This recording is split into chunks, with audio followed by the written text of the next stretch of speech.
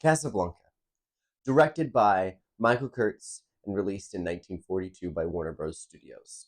One of the best films of all time, and some consider it to be the greatest movie of all time.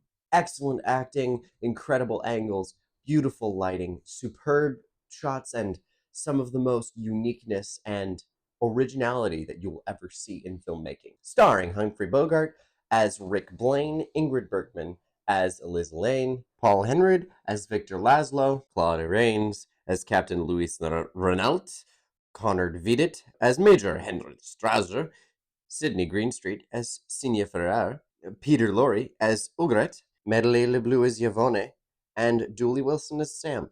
It was written by Julius J. Eppenstein, Philip G. Eppenstein, and Howard Knock. The music was composed by Mark Steiner, the cinematography by Arthur Edenston, and it was edited by Owen Marks. The storyline is based off a play by the name of Everyone Comes to Rick's. The film's success cannot just be seen from its cinematography, its pacing, its music score, and its lighting, but also from its acting.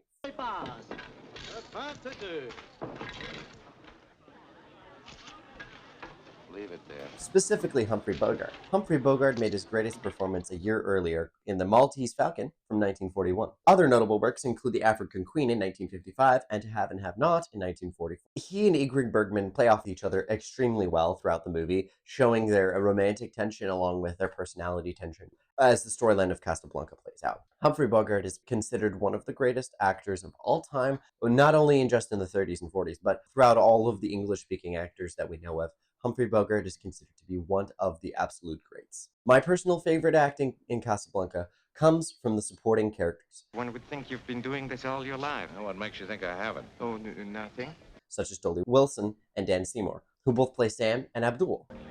I'm sorry, sir. This is a private room. A fool in there. Who do you think? I know there is gambling in there. There is no secret. You dare not keep me out of here. Yes, what? These two side characters help make the world seem more natural, and they interact with everyone in a way that makes you just feel like we're stepping into the world of Casablanca without having to see a lot of exposition. There are other amazing background actors that show up in Casablanca that are uncredited from the film, including people like Henry Ronald, Victor Ronito, Dewey Robinson, Louis Monsieur, George Meeker, and Michelle Martin. There are many, many others later go on to be main stars in their own films or become amazing supporting roles. Casablanca overall has a great cast, from every single person who shows up on set to everybody who is talking with Rick, going from the lowliest person at the train station to the people who actually interact with Rick, the poor couple that meets him at the roulette table, to the people that are trying to escape on the train and get out of occupied France. Some other notable features about the film include its set design. The set design of Casablanca in particular was extremely detailed for its cinematography. It's iconic and it's necessary. So it is beautiful to see Casablanca itself with all of the detail that it includes throughout the film. The lighting of the film. Not only was the cinematography superb, but the lighting was done in such a way that it shined on positive characters and that it shone on darker characters. Little unique things, even down to the timing of the lights as the searchlights go by during the night. It's perfect. Arthur Eddington used chiaroscuro lighting, where you would use light and shadow to emphasize a character's positivity or negativity, their good and their evil. It's also used in classic noir films quite a bit. It is interesting throughout the film how you can see that shown on different characters at different times, where you can see the innocence of different characters and their motives, and then the sadness or the past or the secret things that certain people have done, especially throughout the film. There's a couple iconic scenes when Rick is drunk sitting at the table trying to reminisce with Sam, who's at the piano in the casino after curfew, and Lisa Lane comes in to speak with him. She's wearing whiter clothes, a white dress in particular, but the lighting on the doorway is much brighter than the lighting is on Rick, who is sitting down right in front of the camera. So it just feels like this is an angel and this is the demon. Or in other words, Rick was more morally ambiguous in this scene because we don't really see him that well. Half of his face is completely covered by shadow, in fact, which causes you to have this spotlight effect on him, making him seem more intriguing and more interesting, which works because this is a very iconic flashback scene, which leads into the fact that this movie has incredible pacing.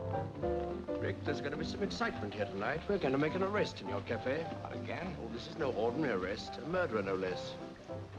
If you're thinking of warning him, don't put yourself out. He cannot possibly escape. I stick my neck out for nobody. A wise foreign policy. Feels like this is an angel and this is the demon. Or, in other words, Rick was more morally ambiguous in this scene because we don't really see him that well. Half of his face is completely covered by shadow, in fact, which causes you to have this spotlight effect on him, making him seem more intriguing and more interesting, which works because this is a very iconic flashback scene, which leads into the fact that this movie has incredible pacing. The head of editing, Owen Marks, did a superb job at editing all of the scenes together. And a great way to show his ability to pace a scene well is the flashback scenes. He's looking at you, kid.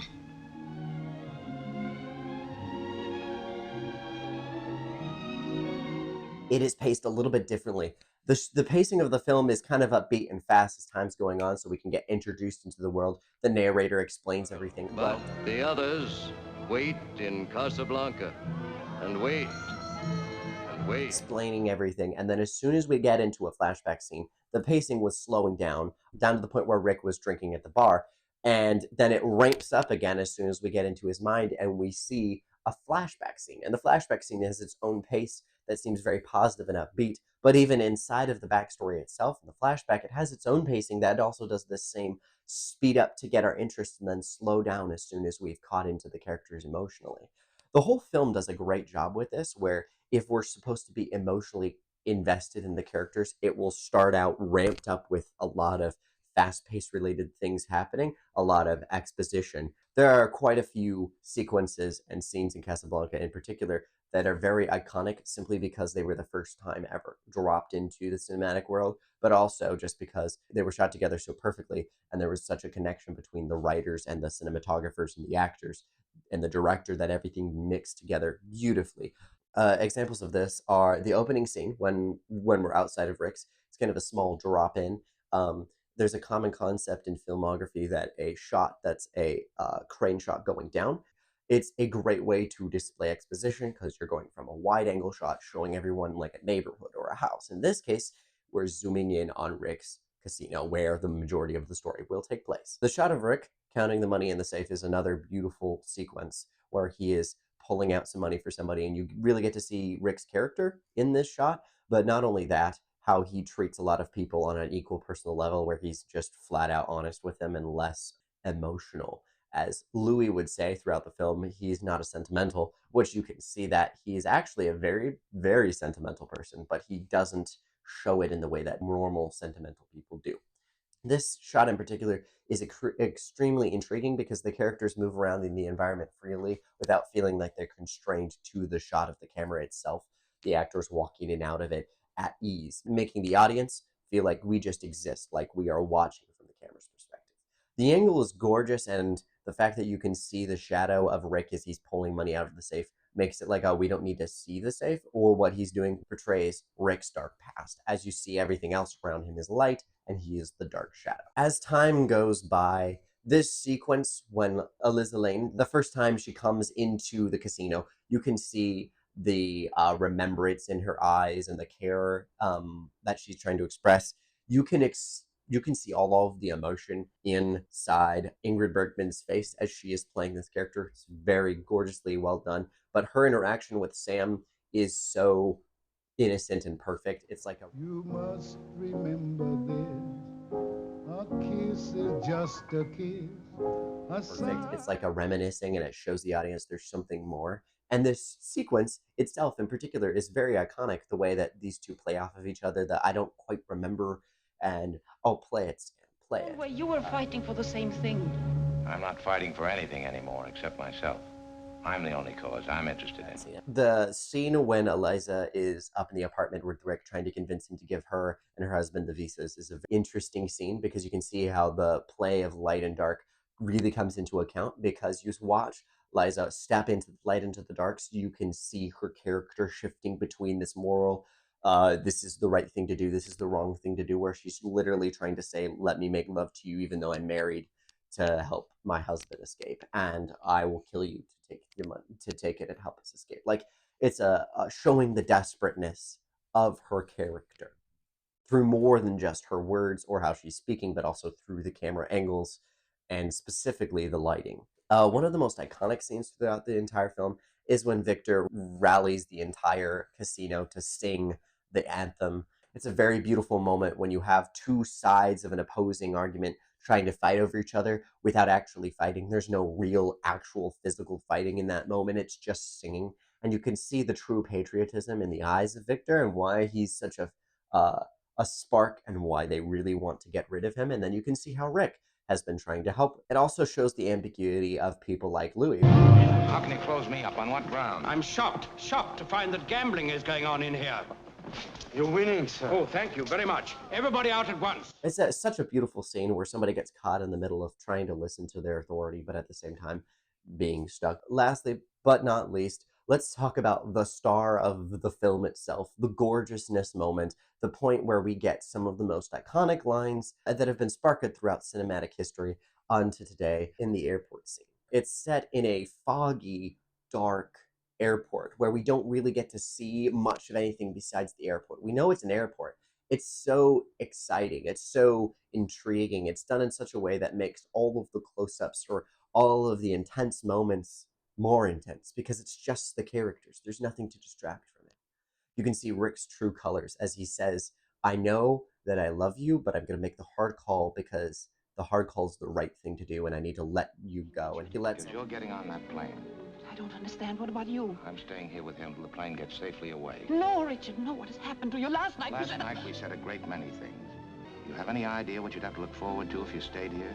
9 chances out of 10 we'd both wind up at a concentration camp. Isn't that true, Louis? I'm afraid Major Strasser would insist. he lets Eliza go. That classic moment when they're arm in arm and they're staring at each other and the camera comes in and Rick says, well, We'll always have Paris. it's such a beautiful moment where the entire audience can feel this. They want to be together, but they can't be together. And then the next line is delivered with even the same amount of perfection. Susan, I'm no good at being noble, but it doesn't take much to see that the problems of 3 little people don't amount to a hill of beans in this crazy world. As they take off in the airplane and you see that, and you see this moment when Rick just goes, I'm done playing the game. I was willing to shoot Captain Reno, and I'm willing to shoot you. I think my personal favorite line throughout this entire film of all the best lines, of all the best shots, is definitely the ending.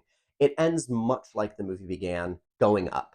Instead of coming down, it goes up. It's kind of like we're dropped into the story and now we're being pulled back out of the story. It neatly ties the film up with a beautiful bow and it gives the audience a feeling of like, yes. And you can see it when Louis pulls up the sherry and pours it in his cup and then looks at it and throws it in the trash can and you don't see him drink it. He must have thrown it away. And the very last line of the film is, Louis, I think this is the beginning of a beautiful friendship. that is such a beautiful line.